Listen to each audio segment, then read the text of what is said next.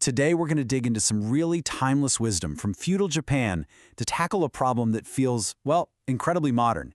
It's that feeling of being ambitiously lazy. And trust me, it's a powerful lesson for anyone out there who has big dreams but just struggles to get the ball rolling. So let me just ask you something, and be honest with yourself. Does this sound at all familiar? You've got these incredible goals, right?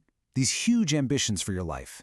But when it actually comes time to do the work, you find yourself stuck, procrastinating, or just not doing it. If you just nodded your head, first off, you are so not alone. This is a totally universal human struggle.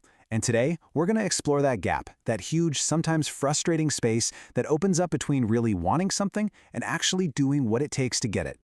To really get this, let's start with a story. It's about a young samurai named Yuki, and his journey just perfectly illustrates this common and honestly pretty dangerous pitfall we can call the dreamer's trap.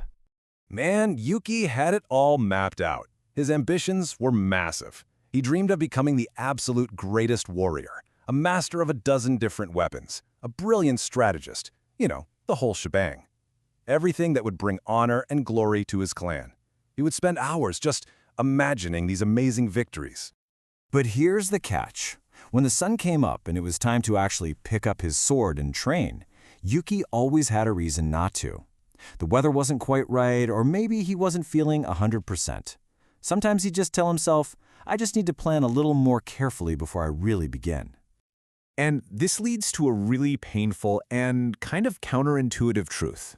As the years passed, Yuki's dreams, the very things he thought were his greatest strength, had actually made him weaker. All that ambition, with zero action to back it up, just left him unprepared and full of regret as he watched everyone else surpass him. So why does this happen? Why do we fall into this trap? Well, it all comes down to something we can call the motivation myth. It's the real psychological reason we get so stuck in that planning phase. Okay, so there's some pretty wild brain science at play here. When we talk about our goals and we make these super detailed plans, our brain actually releases a little bit of dopamine. That's the exact same chemical that rewards us when we actually achieve something. So it creates this powerful and very tricky illusion of progress. It makes us feel good without any of the hard work. And this is where we hit a really common snag. We start to confuse preparation with actual practice. Preparation, the reading, the planning, the researching, it feels super productive. It feels safe, but it can so easily turn into just a very sophisticated form of procrastination. Practice, on the other hand, well, that's the real deal. It's the often uncomfortable, daily grind that actually builds the skill. All right, so this all begs the big question, right? If all our planning can actually be a trap and just sitting around waiting for inspiration doesn't work, how in the world do we escape and actually start doing the thing? Well, the answer lies in a completely different philosophy. It's one that was embodied by one of the greatest swordsmen in all of history, Miyamoto Musashi. It's not about waiting for the right feeling. It's about embracing the way of action. And this right here, this is the fundamental shift we have to make in our heads. So the dreamer, just like Yuki, waits for motivation to strike before they'll even think about acting.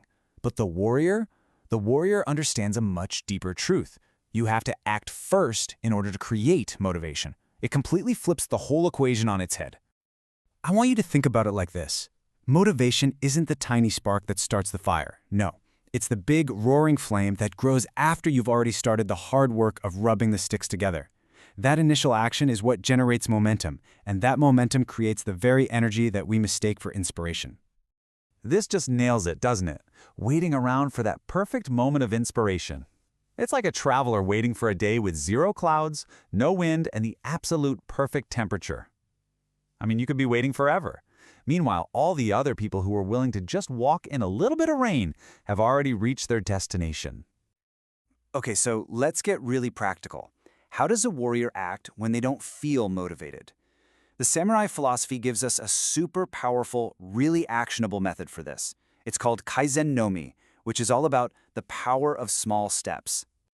So Kaizen no Mi is basically the principle of achieving amazing things through small, consistent, daily improvements. It's about completely ditching the myth that progress has to come in these huge, heroic bursts of effort.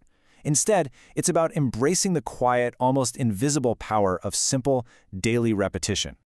The samurai had this amazing way of putting it. The mountain is climbed one step at a time, not by staring at its peak. And that's so true. Staring at the massive goal, the peak of the mountain, it's overwhelming. It can paralyze you. But focusing only on the single, small step right in front of you, well, anyone can do that. So the path is actually incredibly simple. Here's what it looks like.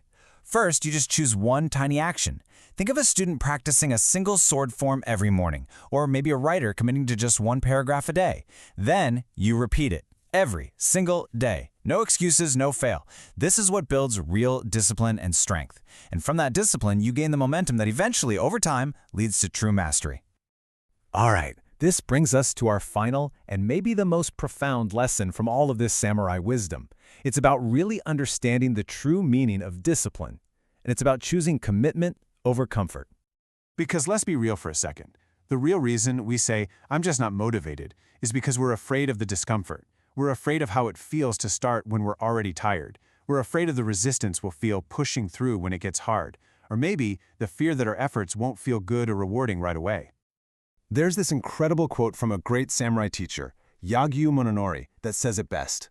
The sword that waits for perfect conditions never leaves its sheath. Just think about that. Waiting for the perfect feeling, the right mood, it means your greatest tool, your potential, just stays locked away, completely unused. So this means we have to completely redefine what strength even is. It isn't about feeling strong and ready and inspired all the time. Real strength is the ability to show up and do the work precisely when conditions are not perfect, when you're tired, when you're uninspired, and when you're full of doubt. That's strength. And this is the mindset that changes absolutely everything. This is the ultimate samurai principle, to stop letting your fleeting emotions call the shots, and instead let your commitments be your guide.